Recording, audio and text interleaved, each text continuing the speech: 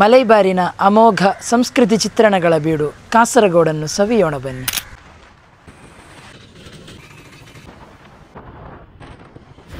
ಕಾಸರಗೋಡು ಕನ್ಯಾರೊಟ್ಟು ಎಂದು ಸ್ಥಳೀಯರಿಂದ ಕರೆಯಲ್ಪಡುವ ಚಂದ್ರಗಿರಿಯ ತೀರದಲ್ಲಿರುವ ಪ್ರಾಚೀನ ಪಟ್ಟಣ ಮತ್ತು ಬಂದರು. ಕದಂಬರ ಪ್ರಸಿದ್ಧ ಬಂದರುಗಳ ಪೈಕಿ ಕಾಸರಗೋಡು ಕೂಡ ಒಂದಾಗಿತ್ತು ಮತ್ತು ತುಳುನಾಡಿನ ದಕ್ಷಿಣದ ತುದಿಯಲ್ಲಿರುವ ಪಟ್ಟಣವೂ ಹೌದು. ಇದು ಸ್ಥಳೀಯ ರಾಜಮನೆತನದ ಕೇಂದ್ರವು ಮಾಲ್ಡೀವ್ಸ್ಗೆ ಆರಂಭ ಕಾಲದಲ್ಲಿ ಅಕ್ಕಿ ರಫ್ತು ಮಾಡುವ ಮೂಲಕ ಹೆಸರನ್ನು ಗಳಿಸಿತ್ತು. ನಮ್ಮ ಇವತ್ತಿನ ದಾರಿ ಕಾಸರಗೋಡಿನಲ್ಲಿ. ನಾನೀಗ ಇರುವುದು ದೀನಾರ್ ಧರ್ಮ ಪ್ರಚಾರ ಚಟುವಟಿಕೆಗಳ ಕೇಂದ್ರ ಮಾಲಿಕ್ ದೀನಾರ್ ಕಾಸರಗೋಡಿನಲ್ಲಿ. ಕ್ರಿಸ್ತಶಕ 9ನೇ ಶತಮಾನದಲ್ಲಿ ಭಾರತಕ್ಕೆ ಆಗಮಿಸಿದಂತಹ ಮಾಲಿಕ್ ದೀನಾರ್ರವರು ಕಡಲ ಮೂಲಕ ಇಸ್ಲಾಂ ಪ್ರಬೋಧನೆಗೆ ಬೇಕಾಗಿ ಈ ಕಡೆಗೆ ಬಂದು ಸವೆಸಿದಂತಹ ಜೀವನ ಅಮೂಲ್ಯವಾದುದು.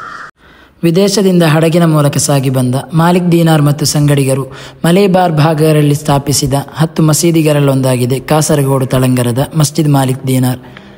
1400 ವರ್ಷಗಳ ಪ್ರಾಚೀನತೆ, ಕಾಲವನ್ನೇ ಮೀರಿಸುವ ವಾಸ್ತುಶಿಲ್ಪ ರಚನೆ ನೋಡುಗರನ್ನು ಸೆಳೆಯುವಂತಹದ್ದು. ಇತಿಹಾಸ ಮತ್ತು ವಿಶ್ವಾಸದ ಕೇಂದ್ರವಾಗಿರುವ ಈ ಮಸೀದಿಯ ಭೇಟಿಗೆ ಲಕ್ಷಾಂತರ ವಿದೇಶಿಗಳಾಗಿದ್ದಾರೆ ದಿನಂಪ್ರತಿ ಇಲ್ಲಿಗೆ ಬರುವುದು. ಕಪ್ಪು ಬಣ್ಣದ ಮರಗಳ ಕೆತ್ತನೆಯಿಂದ ಚಿತ್ರಿತವಾದ ಪುಷ್ಪಬಳ್ಳಿಗಳು ಶತಮಾನಗಳ ಹಿಂದಿನ ವಾಸ್ತುಶಿಲ್ಪ ಶ್ರೀಮಂತಿಕೆಯನ್ನು ಎತ್ತಿ ತೋರಿಸುತ್ತದೆ. ಮರಗಳಿಂದಲೇ ನಿರ್ಮಿಸಿದ ದ್ವಾರಗಳು, ಕಿಟಕಿಗಳು, ಅತ್ಯುತ್ಕೃಷ್ಟವಾದ ಭಾಷಣ ಪೀಠಗಳು ಪುರಾತನ ವಾಸ್ತುಶಿಲ್ಪದ ಚಿಹ್ನೆಗಳಾಗಿವೆ. ಹಳೆ ಮಸೀದಿಯ ಬಲಭಾಗದಲ್ಲಿರುವ ಈ ನೂತನ ಮಸೀದಿಯಲ್ಲಾಗಿದೆ ಜುಮಾ ಜಮಾತ್ಗಳು ನೆರವೇರುತ್ತಿರುವುದು. ಕೆಳ ಮಸೀದಿಯಂತೆಯೇ ಮಹಡಿ ಮೇಲಿನ ಮಸೀದಿಯ ನೋಟವು ಸುಂದರ. ವಿಶಾಲ ನೆಲಹಾಸು, ಅಲ್ಲಲ್ಲಿ ದ್ವಾರಗಳು, ಕಲಾಕೃತಿಗಳಿಂದ ರೂಪುಗೊಂಡ ಕಿಟಕಿಗಳು ಮಸೀದಿಯ ಅಂದವನ್ನು ಹೆಚ್ಚಿಸಿದೆ.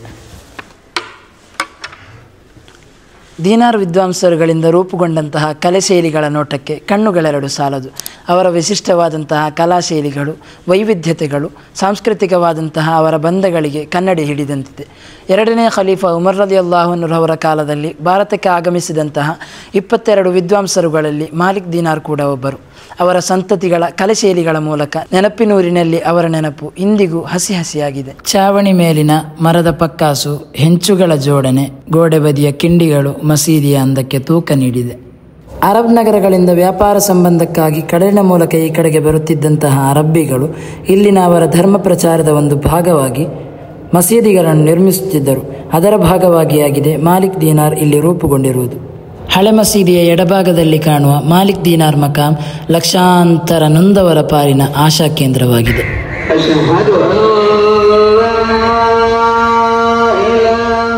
ಈಗ ನಾವಿರುವುದು ಇತಿಹಾಸ ಪ್ರಸಿದ್ಧ ಬೇಕಲ್ ಕೋಟೆಯಲ್ಲಿ. ಕಾಸರಗೋಡಿನ ಪ್ರಸಿದ್ಧ ಐತಿಹಾಸಿಕ ತಾಣಗಳಲ್ಲೊಂದಾಗಿದೆ ಬೇಕಲ್ ಕೋಟೆ.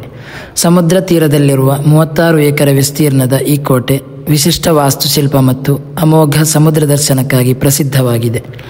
ವಿಜಯನಗರ ಸಾಮ್ರಾಜ್ಯದ ಆಡಳಿತ ಕಾಲದಲ್ಲಿ ನಿರ್ಮಿತಗೊಂಡು 1650ರ ದಶಕದ ಶಿವಪ್ಪ ನಾಯಕರ ಕಾಲದಲ್ಲಿ ವಿಸ್ತರಿತವಾದ ಈ ಕೋಟೆ ಮಹತ್ವದ ತಳಹದಿಯಾದುದು ಟಿಪ್ಪು ಸುಲ್ತಾನರ ಮೈಸೂರು ಸಾಮ್ರಾಜ್ಯದ ಕಾಲದಲ್ಲಿ.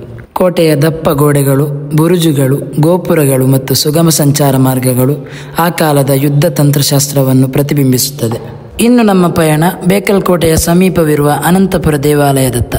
ಅನಂತಪುರ ದೇವಸ್ಥಾನ ಕಾಸರಗೋಡಿನ ಪುರಾತನ ದೇವಾಲಯಗಳಲ್ಲಿ ಪ್ರಮುಖವಾದುದು. ನೈಸರ್ಗಿಕ ಕೆರೆಯ ನೀರಿನ ಮಧ್ಯೆ 9ನೇ ಶತಮಾನದಲ್ಲಿ ನಿರ್ಮಾಣಗೊಂಡಿರುವ ಈ ದೇವಸ್ಥಾನ ಆಧ್ಯಾತ್ಮಿಕತೆ ಮತ್ತು ಇಲ್ಲಿನ ವಾಸ್ತುಶಿಲ್ಪಕ್ಕಾಗಿ ಪ್ರಖ್ಯಾತವಾಗಿದೆ. Not only the thirsty seek the water, the water has will seeks the thirsty ಎಂದಾಗಿದೆ ಜಲಾಲುದ್ದೀನ್ ರೂಮಿಯವರ ಪ್ರಸಿದ್ಧ ಮಾತು. ಇತಿಹಾಸವು ಹಾಗೆಯೇ. ಇತಿಹಾಸವನ್ನು ನಾವು ಮಾತ್ರವಲ್ಲ, ಇತಿಹಾಸ ನಮ್ಮನ್ನು ಹುಡುಕುತ್ತಿರುತ್ತದೆ. ಭೇಟಿಯಾಗೋಣ.